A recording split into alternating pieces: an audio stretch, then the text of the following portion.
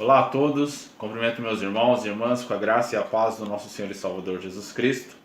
Estamos aqui para um estudo bíblico da EBD. Um novo trimestre se inicia, onde na classe dos adultos estudaremos sobre a carta aos Efésios, sobre o seguinte título: A Igreja Eleita, redimida pelo sangue de Cristo e selada com o Espírito Santo da promessa. Essa é a nova revista. Então, vamos para a lição de número 1, que está intitulada Carta aos Efésios, saudação aos destinatários. O comentarista desta revista, deste trimestre, é o pastor Douglas Batista. E vamos iniciar com o texto áureo. Em Efésios capítulo 1, verso 2, acompanhem comigo. A vós, graça e paz da parte de Deus, nosso Pai e do Senhor Jesus Cristo. A verdade prática diz assim: a epístola aos Efésios revela o propósito eterno de Deus para a Igreja de Cristo. A leitura bíblica em classe ela está em dois textos. Eu irei ler só o primeiro e irei falar o segundo para os irmãos poderem ler também nas suas casas. O primeiro está em Efésios capítulo 1, apenas o verso 1 e 2, que diz: Paulo, apóstolo de Jesus Cristo pela vontade de Deus, aos santos que estão em Éfeso e fiéis em Cristo Jesus. A vós, graça e paz da parte de Deus, nosso Pai e do Senhor Jesus Cristo. O segundo texto está lá em Atos 19, do verso 1 ao 7, mas eu sugiro aos irmãos que leiam Atos 18, do 18 em diante, e o 19 inteiro, para que os irmãos tenham uma noção melhor do contexto da chegada de Paulo na cidade de Éfeso, né? Vamos para a introdução. Irmãos, a epístola aos Efésios ela é denominada de a coroa dos escritos de Paulo e ainda de a rainha das epístolas. Nela, o propósito eterno de Deus para a igreja está revelado por meio de Cristo Jesus. Nesta lição nós estudaremos os aspectos introdutórios, né, e as principais abordagens doutrinárias. Então, se trata de uma lição meramente introdutória, mas muito útil para o entendimento de todos os temas e assuntos que nós discorreremos sobre todo o trimestre. Então, logo no ponto 1, nós vamos falar sobre a autoria e sobre a possível data da composição dessa carta. Conforme de costume na época, o autor ele já inicia a carta declarando a sua identidade. Isso a gente vê logo no início, no verso 1, capítulo 1, verso 1. Paulo, apóstolo de Jesus Cristo.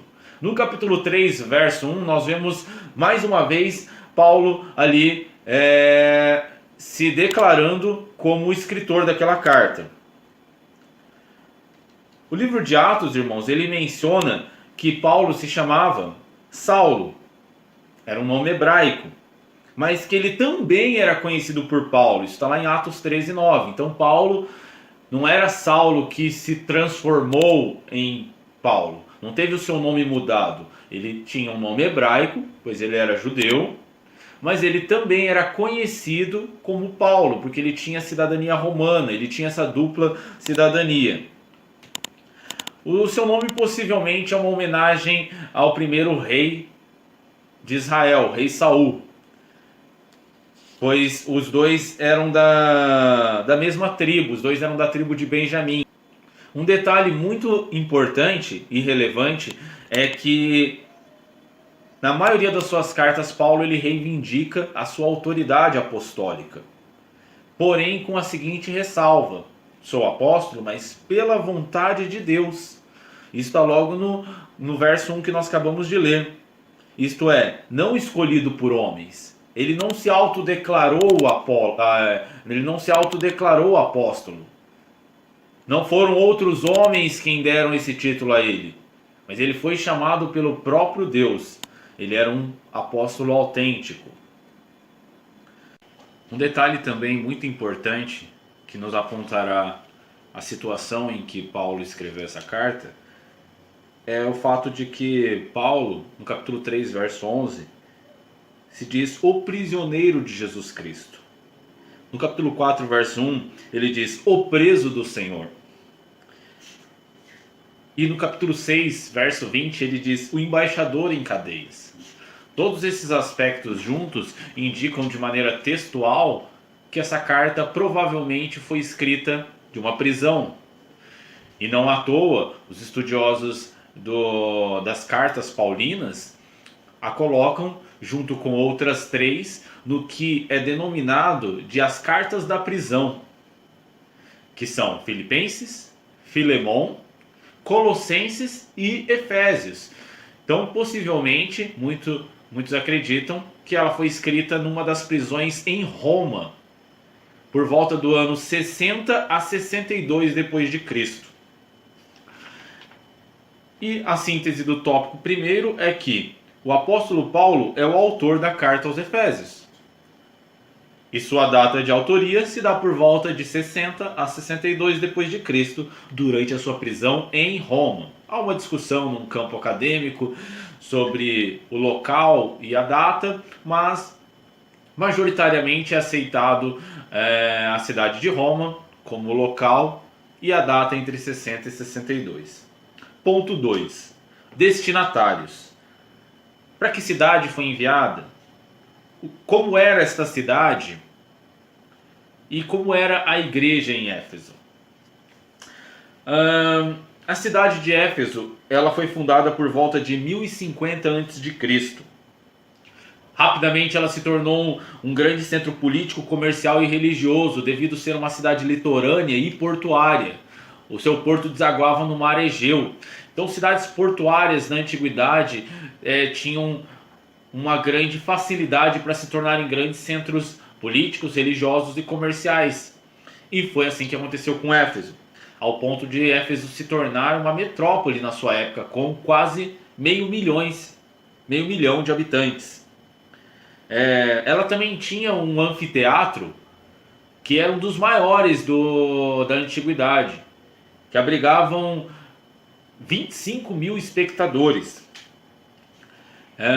Outro aspecto muito interessante a nós notarmos na cidade de Éfeso é a sua religiosidade. Em Éfeso abrigava o templo de Ártemis, ou de Diana para os romanos, que era conhecida como a deusa da fertilidade. Era um grande templo, grande e muito bonito, ao ponto de ser considerado uma das 7 maravilhas da antiguidade.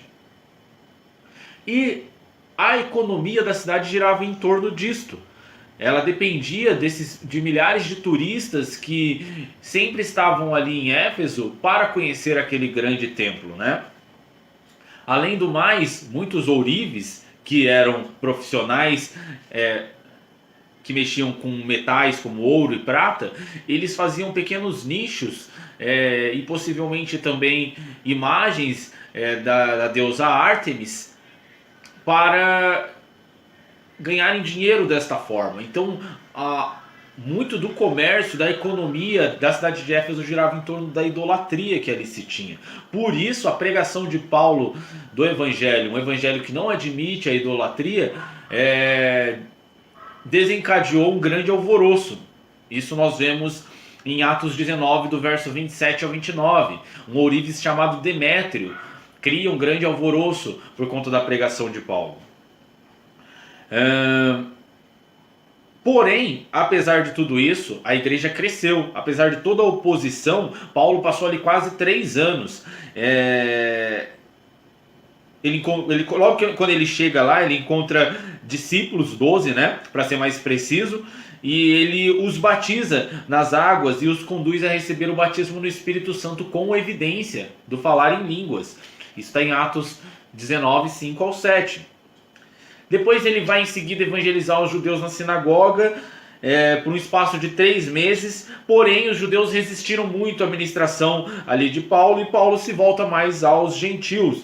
Ele aluga um salão na escola de Tirano e passa ali mais de 2 anos ministrando o evangelho aos gentios, né? Então a igreja cresce, e a igreja teve também grandes líderes. Possivelmente a igreja ela foi fundada por Priscila e Áquila, depois ela foi fundamentada e doutrinada por Paulo. Mas ela também teve a Timóteo como um dos seus pastores. Isso a gente vê lá na epístola a Timóteo, na primeira, capítulo 1, verso 3. O apóstolo João também foi um dos pastores desta igreja. E um bispo grego também a pastoreou, um bispo grego chamado Irineu. E aí logo depois nós vemos a saudação a esses irmãos, né, a essa igreja de Éfeso, né? É uma das saudações mais breves dentre os escritos de Paulo, né? Ela se dirige aos santos e fiéis em Cristo. Isto é, aqueles que foram separados e consagrados para ser propriedade exclusiva de Deus. Eu sei que muitos cristãos têm uma certa dificuldade em aceitar este nome que a Bíblia se descreve aos cristãos, santos, né? E essa dificuldade, irmão, se dá por não entendermos bem o que a Bíblia quer dizer com santos. A Bíblia não quer dizer com santos, quando destinado a nós, seres humanos, impecáveis. Não, santo não é impecável. A Bíblia, quando fala a homens que eles são santos, como Paulo escrevendo aos homens e mulheres de Efésios que eles são santos, está dizendo que eles são separados para Deus. Então, se você, assim como eu, é separado para Deus, você é santo, meu irmão, você é santo, minha irmã. É claro que ele tem uma outra conotação quando ele é empregado para se referir ao nosso Deus. Nosso Deus é santo, no sentido de que ele é distinto de qualquer outra criatura, de qualquer outro ser, de qualquer coisa que tenhamos conhecimento. Tem essa conotação de distinção, de uma separação muito distinta, né? É interessante nós notarmos que Paulo ele escreve aos santos, que estão em Éfeso, e aos fiéis em Cristo Jesus. Mostrando aí que o cristão ele tem uma dupla cidadania. Ele está em Éfeso, mas ele está em Cristo Jesus. Temos deveres como cidadãos terrenos, mas a nossa pátria não é aqui. Somos peregrinos. Então, a síntese do tópico, ela vai nos dizer que essa epístola ela era considerada uma carta circular, dirigida às igrejas da Ásia, a começar pela cidade de Éfeso, o centro político, comercial e religioso da época. Ou seja, apesar dela ser destinada primariamente a Éfeso, ela foi considerada uma carta circular para todas as igrejas da Ásia Menor. Porque ela tem um caráter muito universal, apesar dela aparentemente tratar de algumas questões específicas, as suas aplicações elas servem tanto para todas as igrejas primitivas como para nós, no pleno século XXI, para as nossas igrejas. Então daí a importância de nós estudarmos esta carta. Vamos concluir agora, indo para o último ponto, fala sobre o propósito e a mensagem. Aparentemente a epístola não aborda nenhum problema específico como em outras cartas de Paulo, mas observando as ênfases que Paulo dá, talvez sejam soluções a problemas que a igreja de Éfeso estava enfrentando, como por exemplo, havia novos convertidos que vinham de um mundo helênico, né, permeado por religiões de mistério e ocultismo, assim como também de magia negra. Por isso nós vemos uma ênfase de Paulo no capítulo 1, verso 20 ao 22, quanto a Cristo, nosso Senhor Jesus Cristo, estar no controle do universo, mostrando para aqueles que estavam vindo de religiões do ocultismo que não são entidades, não são mistérios ocultos apenas a alguns que regem o mundo, mas sim o nosso Senhor e Salvador Jesus Cristo. Também é possível nós observarmos uma ênfase do apóstolo ao passado dos cristãos de Éfeso. Era um passado marcado por imoralidades e bebedeiras, mas agora que eles foram salvos, agora que uma graça imerecida os abraçou, eles deveriam adotar um novo estilo de vida.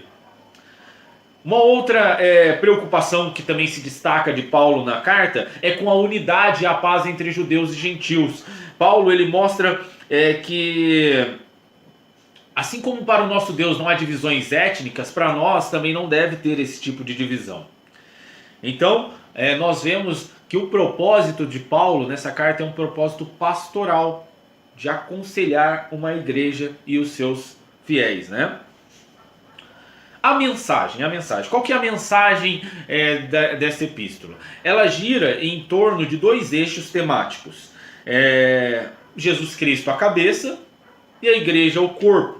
E a partir disso ela tem vários desdobramentos da sua mensagem, como por exemplo, no capítulo 1 nós vemos Paulo entoar um lindo hino de louvor pela graça de Deus imerecida.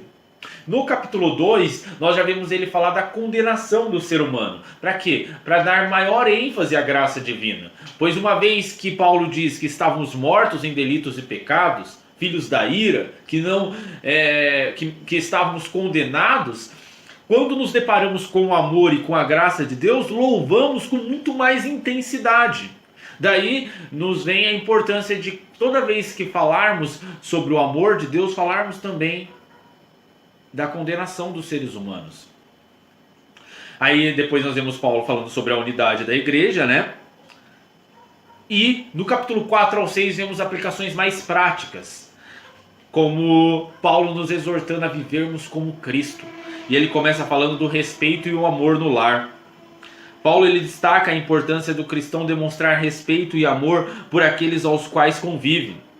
Por um lado, por exemplo, as esposas elas devem respeitar, ser submissas aos seus maridos, os filhos devem honrar os pais e os escravos devem obedecer aos seus senhores. Mas, em contrapartida, os homens devem amar suas esposas assim como Cristo amou a igreja e por ela se entregou, amor sacrificial.